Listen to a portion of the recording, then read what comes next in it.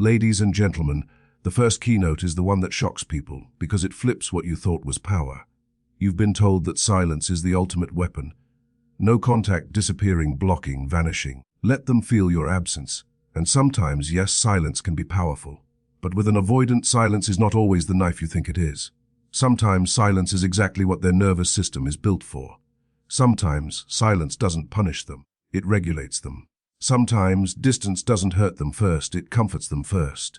And that's the brutal truth you need to understand if you've been trying to hurt an avoidant the way you were hurt. Avoidants are not terrified of silence the way anxious people are. An anxious nervous system experiences silence like abandonment. It experiences uncertainty like danger. It experiences distance like pain. But an avoidant nervous system often experiences the opposite. Distance feels like breathing room. Distance feels like relief from pressure. Distance feels like safety because it reduces emotional demand. So when you go silent, your body might be screaming. This will finally make them feel it. But their system might initially think, good space. Now, ladies and gentlemen, this is not to excuse them. This is to give you clarity. Because the worst thing you can do is use silence as a strategy while secretly hoping it forces a specific outcome.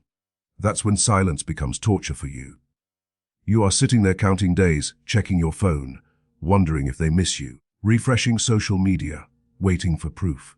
And meanwhile, they may be calmer than you are, because the very thing that dysregulates you can regulate them. That's why silence alone is not always the move that shifts power. Silence can make you feel like you're doing something, but if your heart is still attached to the reaction, you're still in the cycle. Let's talk about why silence can actually help them at first, because avoidants often pull away when they feel emotional intensity. Intensity can come from conflict, from your needs, from deep conversations, from vulnerability, from expectations, even from love that feels too close. When they feel that intensity, their nervous system fires an alarm too much, and their coping mechanism is distance. So if you respond to that by giving them distance, they get what their system wanted. They don't have to repair, they don't have to explain, they don't have to tolerate discomfort.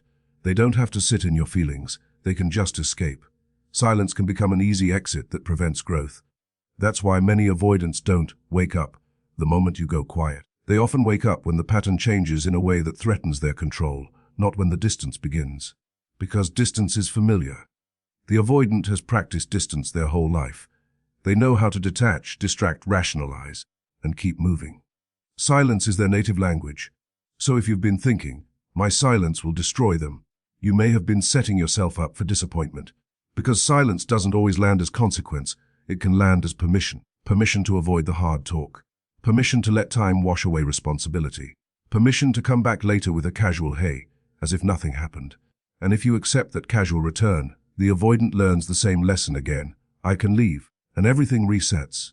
Now here is where your power begins when you stop confusing silence with impact. Impact is not the absence of words. Impact is the absence of access. Impact is the removal of emotional labor. Impact is the end of the old cycle. Silence can still leave the door open in their mind. Silence can still make them think you're waiting. You're upset, you'll soften. Silence can still keep your energy tied to them, because you are silent but still emotionally invested. That kind of silence is loud inside you, but it's not necessarily loud inside them. And this keynote matters because it prevents you from using the avoidance weapon against them and calling it growth. Many people go silent thinking they're empowered, but they're not empowered, they're bracing. They're holding their breath, they're hoping. They're trying not to break. That is not freedom. That is still attachment running the show. Real power is not silence with hope. Real power is clarity with follow-through. Silence is only powerful when it comes from completion, not from strategy. When you're silent because you're done explaining. Silent because you're done begging. Silent because you've accepted reality. Silent because your nervous system is no longer hooked. That silence is different. That silence is not a move. That silence is a state. So the first keynote is this: don't assume silence is the thing that hits an avoidant hardest. Often, silence is what they can tolerate best. The avoidance pain doesn't come from quiet. Their pain comes from losing the ability to control the cycle. Their pain comes when the relationship no longer runs on your pursuit and your emotional labor. Their pain comes when they realize their distance doesn't bring you closer anymore. And if you really take this in, ladies and gentlemen, you stop using silence as a weapon and start using it as a boundary. You stop going silent to make them feel something, and you go quiet because you are reclaiming your peace. You stop waiting for them to miss you, and you start rebuilding a life where your mood doesn't depend on their attention. Because the greatest mistake is thinking your silence has to be the thing that changes them. Your silence is meant to be the thing that changes you.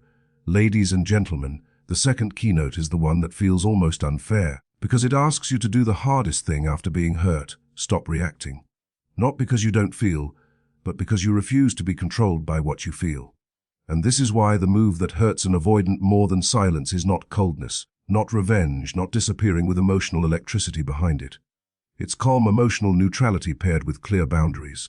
That combination is devastating to an avoidant pattern because it removes the two things the pattern feeds on: emotional intensity and predictable access. Let's break it down. Silence is a form of distance, and distance is familiar to avoidants. They can survive distance. They can rationalize it. They can even enjoy it at first because it lowers pressure. But neutrality is different. Neutrality doesn't just create distance, it removes emotional supply. It removes the chase, it removes the argument, it removes the proof that they still have you emotionally. It sends one quiet message: you don't have access to my nervous system anymore. Now I want you to hear this clearly. Neutrality is not pretending you don't care. Neutrality is refusing to perform your pain. Neutrality is refusing to turn your heart into a negotiation. Neutrality is refusing to give someone the emotional privilege of seeing you collapse while they stay protected. It is the energy of someone who has been hurt and has chosen dignity over display. And why does that hurt an avoidant more? Because avoidant dynamics often run on control. Not loud control, not obvious control, but control over closeness, over timing, over emotional depth, over access. They pull away, you pursue. They go cold, you explain. They disappear, you chase. They return, you forgive fast. That cycle keeps them comfortable because they can regulate the relationship by withdrawing. They don't have to sit in discomfort because your pursuit absorbs it. You become the one who carries the tension, and they become the one who escapes it.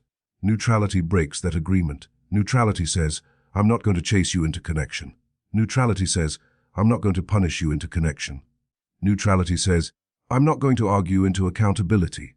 Neutrality simply removes participation. And when you remove participation, the avoidant loses their lever. They can't press the same button and get the same response. They can't disappear and feel safe that you're still emotionally on the hook. Now, ladies and gentlemen, here is what makes neutrality so brutal. It is emotionally clean. Coldness is still emotion. Anger is still emotion. Sarcasm is still emotion. Blocking with drama is still emotion. Posting to provoke is still emotion. Even silence can be emotional if it's fueled by hope. Maybe this will make them come back. Avoidance can sense emotional charge. Emotional charge tells them you're still engaged. Emotional charge tells them you can still be pulled. Emotional charge tells them the cycle is alive. Neutrality has no charge. That's the point. It's calm, it's polite, it's brief, it's steady. It doesn't punish and it doesn't beg. And that is why it destabilizes them. Because it removes the two roles they know how to play, the one who withdraws and the one who returns. If you are neutral, their return doesn't create a dramatic payoff. Their message doesn't produce a dopamine rush for them. Their little hey doesn't trigger your flood of warmth and relief. Their access is no longer automatic. So what does neutrality look like in real life? It looks like you responding. If you choose to respond without emotional openness, good to hear from you. Period. Not, I missed you so much. Not, where have you been? Not, I've been dying. It looks like you holding boundaries without a lecture. I'm open to talking, but I need consistency and respect. Period. No essay, no debate. It looks like you refusing to re-enter intimacy without repair. Warm but not wide open. Kind but not available for the pattern. That is neutrality with a boundary. Now, why is this more painful than silence? Because silence can still leave the story open in their head. They can think you're mad, you'll soften, you'll come back. But neutrality feels like completion. Neutrality feels like you already made peace. Neutrality feels like you're no longer emotionally dependent. Neutrality feels like they lost the version of you that used to chase, fix, explain, and forgive quickly. And that's the version of you that kept the relationship alive even when they didn't show up. Ladies and gentlemen, here's the deepest part. Neutrality forces self-reflection. Not because it lectures them, but because it removes distraction. When you don't react, they can't make you the problem. When you don't chase, they can't call you needy. When you don't punish, they can't call you cruel. When you're calm, the mirror stays clean. The only thing left for them to face is their own behavior, and that is terrifying for an avoidant who survives by externalizing discomfort. So the second keynote is your ultimate power, not silence with hope, not distance with drama, but calm neutrality with standards. It's the energy that says, I'm not here to fight. I'm not here to chase. I'm not here to perform my pain. I'm here to protect my peace. And when you live that way, the avoidant can no longer control the relationship through withdrawal, because you are no longer emotionally available to be pulled back into the cycle. Ladies and gentlemen, the third keynote is where you finally understand what's really been happening underneath all the confusion. The avoidant pattern isn't just about them being distant. It's about a cycle you unknowingly participated in, a cycle that rewards their withdrawal and punishes your needs. And the reason calm neutrality with boundaries hits so hard is because it breaks the engine of that cycle. It kills the script. The script looks like this: they withdraw, you chase; they go cold, you explain; they disappear, you panic; they return, you forgive quickly because you're so relieved they're back; they avoid repair, you swallow your pain to keep the peace. And then the cycle repeats, but each time it repeats, your nervous system gets more exhausted and their nervous system gets more comfortable. Now, let's be painfully honest. This cycle is not created because you're weak. It's created because you're loving, because you care, because you want to connect, because you believe that if you love someone, you talk, you fix, you communicate, you repair. That's normal in healthy relationships. But in an avoidant dynamic, your healthy instincts become fuel for an unhealthy loop. The more you try to fix, the more they feel pressure. The more they feel pressure, the more they withdraw. The more they withdraw, the more your anxiety rises. And once your anxiety rises, you start doing the things that actually increase their avoidance: texting more, explaining more, asking for reassurance, trying to pull them back into connection. The result is you become the pursuer and they become the runner. Not because you chose it, but because the pattern trained you into those roles. Here's why this cycle gives them comfort. Withdrawal gives them relief. It reduces emotional intensity. It lowers expectation. It restores the feeling of control. And if you chase during withdrawal, you accidentally reward it. You teach their nervous system. This strategy works. You teach them that when things get uncomfortable, they can disappear and you will carry the emotional weight. Your pursuit becomes their regulator. Your love becomes the cushion that protects them from the consequences of their behavior. And ladies and gentlemen, that's why they keep doing it. Not always consciously, but predictably. Nervous systems repeat what works. If withdrawal ends conflict, they withdraw. If silence stops accountability, they go silent. If coming back casually restores connection without repair, they come back casually. And each time you accept it, you reinforce the cycle. You don't just forgive, you reset the relationship without restructuring it. You allow the pattern to continue with a clean slate while the wound remains inside you. Now let's talk about what calm neutrality does. Calm neutrality removes the reward. It removes the payoff. When they withdraw, you do not chase. When they go cold, you do not flood them with explanation. When they disappear, you do not beg. And when they return, you do not act like the reset button has been pressed. You are calm, kind, and boundaried. You don't punish them, but you don't reward them either.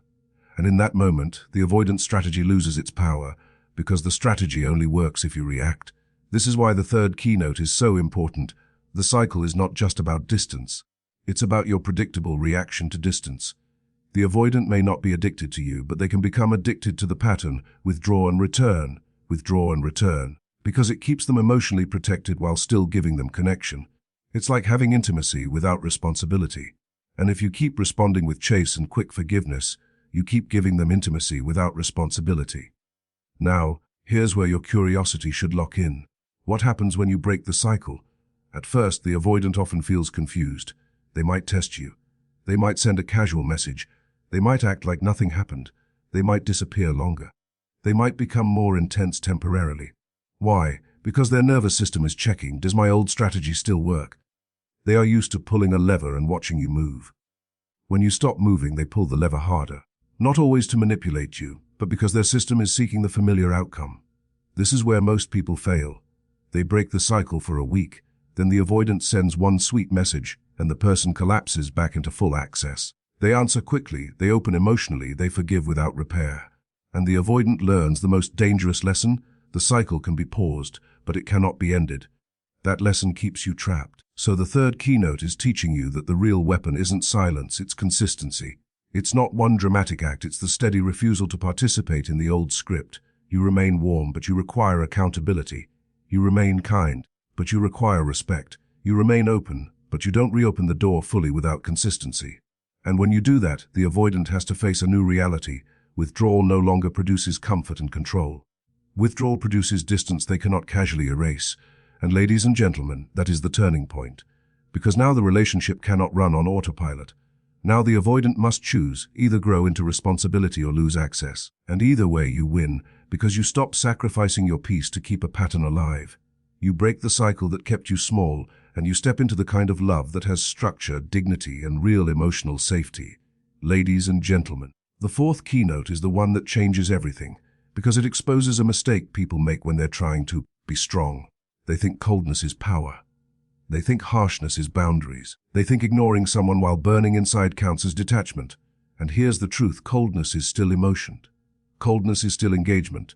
Coldness is still a reaction. And a reaction is something an avoidant can use. That's why calm neutrality is different. Because neutrality doesn't scream, "I'm hurt." It doesn't scream, "I want you to feel bad." It doesn't scream, "I'm waiting." It doesn't scream, "I need you to chase me." It simply removes the emotional charge. And when you remove the charge, you remove the handle they've been grabbing onto. Let's talk about what an avoidant is used to. They're used to emotional extremes. They're used to someone either chasing them or punishing them. They're used to intensity, tears, long messages, angry outbursts, dramatic breakups, passionate reunions. And in those extremes, the avoidant can always find a role that keeps them safe. If you chase, they retreat and feel in control. If you punish, they detach and tell themselves you're unstable. If you explode, they call you too much. If you cry, they feel overwhelmed and escape. Either way, your emotional charge becomes proof that closeness is dangerous, and their distance becomes justified in their mind. This is why coldness doesn't actually hurt them the way you want it to. Coldness still signals you're emotionally invested. It still signals you're affected. And being affected means you're still in the game. It means they still matter enough to shift your mood. And if they still matter enough to shift your mood, then they still have access to your nervous system. That's what avoidants unconsciously measure: access. Neutrality removes access without creating war. Now, ladies and gentlemen, I want you to understand what neutrality actually does psychologically.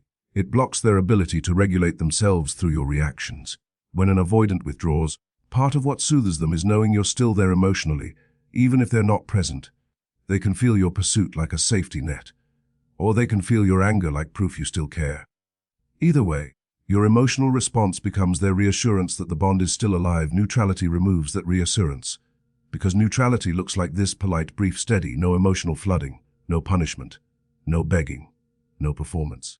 And that is why it feels like nothing to you, but everything to them. Because nothing is the one thing they can't easily control. Think about it. If you're angry, they can label you. If you're crying, they can dismiss you. If you're chasing, they can pull away. If you're cold, they can wait you out. But if you're neutral, they don't know what story to tell themselves.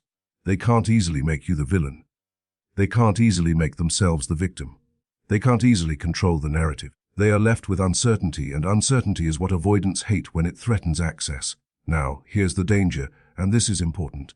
People try to perform neutrality while their heart is still screaming. They act calm, but they're stalking social media. They act unbothered, but they're counting minutes. They act detached, but they're waiting for the text to validate them. That's not neutrality. That's suppression with hope, and hope keeps you tied to them. Real neutrality is internal. It's when you are no longer trying to make them feel. It's when you are no longer trying to win the breakup. It's when you are no longer trying to prove your value through your absence. It's when you accept, "I don't need you to understand my pain to respect my boundary." That acceptance is what changes your energy. It makes your calm believable, and believability is what hits.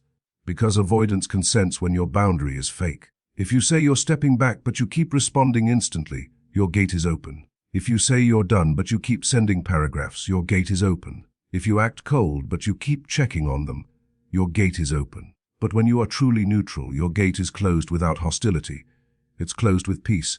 That's why the fourth keynote matters. Coldness is still a rope between you. Neutrality cuts the rope. Coldness says, "I want you to feel my pain." Neutrality says, "I'm no longer available for this pattern." Coldness is still engagement.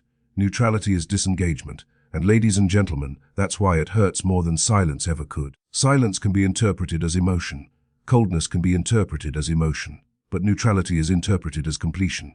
Completion is terrifying to an avoidant pattern because completion means the cycle can't restart. Completion means they can't come back casually. Completion means access is no longer automatic. And when access is no longer automatic, their nervous system finally has to face the truth. Not your words, not your anger, not your tears. The truth that your emotional door has closed.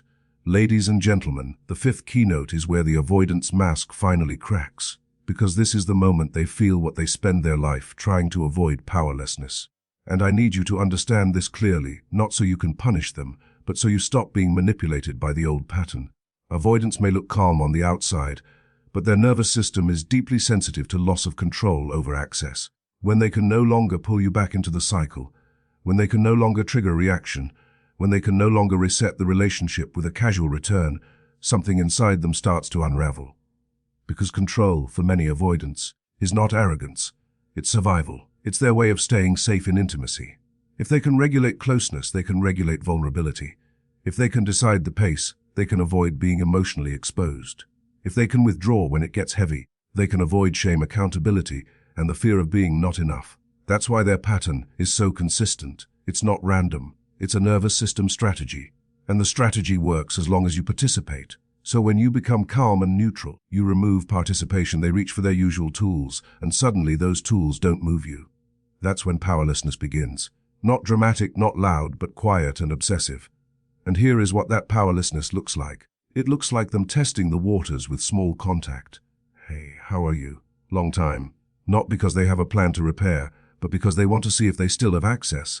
Access to your warmth, access to your attention, access to your emotional energy. In the old pattern, that tiny hook would pull you back. You'd respond quickly. You'd open up. You'd feel relief. You'd reconnect. And they would feel safe again because the door opened without them having to face what they did. But now you respond differently, or you don't respond. Or you respond politely without emotional intimacy. And that is where the internal panic begins, because the hook didn't work. They may not admit it, but their nervous system feels the shift. I can't pull them back. That is a frightening experience for someone who has relied on control for emotional safety. So they test again. They might become more visible online. They might post things. They might like your story. They might appear in your orbit. They might send another message. They might suddenly become sweet, charming, attentive. And ladies and gentlemen, this is where people get fooled. They think, wow, they finally care. Sometimes they do care. But often what you're seeing first is not care, it's an attempt to restore control. Because when access is threatened, avoidance can become temporarily intense. They can show up strongly when they feel they're losing you. But intensity under threat is not the same as consistency and safety. Powerlessness can also look like irritation. They might act annoyed that you're not responding the way you used to. They might accuse you of playing games. They might say you're being cold. They might claim you're overreacting. Why? Because if they can make you the problem, they can avoid facing themselves. If they can provoke you into defending yourself, they can pull you back into the emotional dance. And once you're dancing, they feel powerful again. This is why neutrality is so dangerous to their pattern. Neutrality doesn't give them an argument. It doesn't give them drama. It doesn't give them emotional proof. It doesn't give them a role. It doesn't give them the satisfaction of seeing you crumble. It just holds the boundary and stays calm. And calm is the one thing they cannot weaponize easily. Now, here's the deeper truth that will protect you. When they feel powerless, two things can happen. They can either choose growth or choose control. Growth looks like accountability. It looks like them naming the pattern without blaming you. It looks like them acknowledging your feelings. It looks like them asking how to repair, not how to restart. It looks like consistent effort over time, not a dramatic reappearance. Control looks like testing, baiting, love bombing, disappearing again, or trying to provoke a reaction. Control is the old system trying to come back online. So the fifth keynote is really your ability to observe without being pulled. You don't get hypnotized by the comeback. You don't get triggered by the irritation. You don't get sucked into defending your boundary. You remain steady and you watch. What is the quality of their return? Do they return with responsibility or with hooks? Do they return with humility or with entitlement? Do they return with consistent effort or with temporary intensity? Because the most important sentence you can learn in this stage is this: a person can miss you and still be unsafe. A person can chase you and still be incapable of repair. A person can feel regret and still repeat the same pattern once they feel secure again. That's why you must not confuse their powerlessness with transformation. Powerlessness is simply the moment their old tools stop working. Transformation is what they do next. And ladies and gentlemen, this keynote is not meant to make you cruel, it's meant to make you clear. The goal is not to hurt them. The goal is to stop letting their pattern hurt you. When you remain calm and boundaried, you force the avoidant to face reality. Access is no longer automatic. Connection now requires consistency. And that reality, more than any silence, more than any anger, is what shakes an avoidant's nervous system. Because it removes control, and it demands something their pattern avoids: responsibility. Ladies and gentlemen, the sixth keynote is the finishing move, and it's the one most people fail because it requires discipline, not emotion. The exact line can change the dynamic, but only if you stop after you say it. The line is simple: good to hear from you. I'm open to talking, but only with consistency and respect. I'm not available for hot and cold anymore.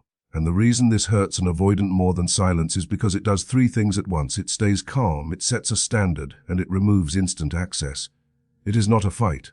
It is not a plea. It is not an emotional performance. It is a boundary with a locked door and a warm voice. Now let's talk about why this is so powerful. Avoidant patterns survive on one thing: the ability to restart without repair. They disappear, they return casually, you soften, and the cycle continues. That casual restart is their comfort. It allows them to avoid accountability. It allows them to bypass the discomfort of facing your feelings. It allows them to enjoy connection without paying the price of emotional responsibility. So when they reach out again, the first thing they're often testing is not, "Do you love me?" It's, "Do I still have access?" Access to your attention, your warmth, your emotional labor, your forgiveness. That's why a casual "hey" is not casual. It's a probe. It's a knock on the door. And the way you answer tells their nervous system whether the old system still works. If you answer with instant warmth, long messages, deep emotion, or fast forgiveness, the avoidant learns the door is still open. I can enter without repair. They feel relief. They feel safe. And once they feel safe, the urgency disappears and the old pattern returns. That's why so many people experience the same story. The avoidant comes back strong, then fades again. It wasn't love that changed, it was leverage. The moment they regained access, the fear of losing you dropped, and so did the effort. So the sixth keynote is not about the line itself. It's about the follow-through after the line. Because boundaries are not words. Boundaries are consequences. Boundaries are what you do when the pattern repeats. When you say, "I'm not available for hot and cold," you are declaring that inconsistency will not be rewarded with intimacy. You are declaring that connection requires consistency. You are declaring that your peace matters. But the avoidant will test this again, not always consciously, but predictably. Their nervous system is used to pulling away and then returning to full access. So they will check if your standard is real. They might reply with charm, "I've been busy. You're overthinking. Why are you making it serious?" That's an attempt to minimize your standard. They might get defensive. "You're being cold. You're punishing me. You're playing games." That's an attempt to make you the problem. So they don't have to face themselves. They might disappear again because your boundary created discomfort, and they don't know how to sit in discomfort. Or they might suddenly become sweet and intense because they feel access slipping. All of these are tests, and here is where your discipline becomes your power. You don't argue about your boundary. You don't defend it. You don't explain it for an hour, because explanation invites debate, and debate reopens the emotional door. You simply repeat the standard calmly once. "I'm not angry. I'm just clear. I need consistency and respect." Then you stop. If they can't meet it, you don't chase them into meeting it. You let the distance remain. This is what hurts more than silence. Because silence can be interpreted as emotion. They can assume you're mad, you'll soften, you'll miss them. But this line, delivered calmly, sounds like completion. It sounds like self-respect. It sounds like your nervous system is no longer hooked. And when your nervous system is not hooked, they cannot control the dynamic the way they used to. Now, ladies and gentlemen, let's get even deeper. The reason this is the most painful for an avoidant is because it forces them to face adulthood. They can no longer hide inside ambiguity. They can no longer enjoy the benefits of closeness while avoiding the responsibility of it. Your line makes the relationship simple: either show up consistently or lose access. There's no drama to distract from that truth. There's no emotional chaos to blame. There's no fight to escape into. There is just a clean mirror, and that mirror creates one of two outcomes. If they are capable of growth, they will rise. They will become more consistent. They will communicate more. They will repair. They will prove with actions that they want a real bond, not just an option. If they are not capable of growth, they will fade. They will resist. They will test. They will try to restart without responsibility. And if you stay steady, they will eventually lose interest in the old game, because the game no longer rewards them. But the greatest outcome, ladies and gentlemen, is what happens inside you. This keynote is not really about hurting them. It's about healing you. It's about the moment you stop being the person who keeps the cycle alive. You stop being the one who explains, chases, and forgives quickly just to relieve anxiety. You become the person who can tolerate discomfort without self-abandonment. You become the person who can love and still require respect. You become the person who can be kind and still say no. So when you deliver that line, and you follow through, you step out of the avoidance pattern and into your own power. You stop using silence as a weapon and start using standards as protection. You stop seeking a reaction and start requiring a reality. And that reality is the only thing that can either awaken them or release you, consistency or separation. Either way, you win, because you finally chose peace over the cycle.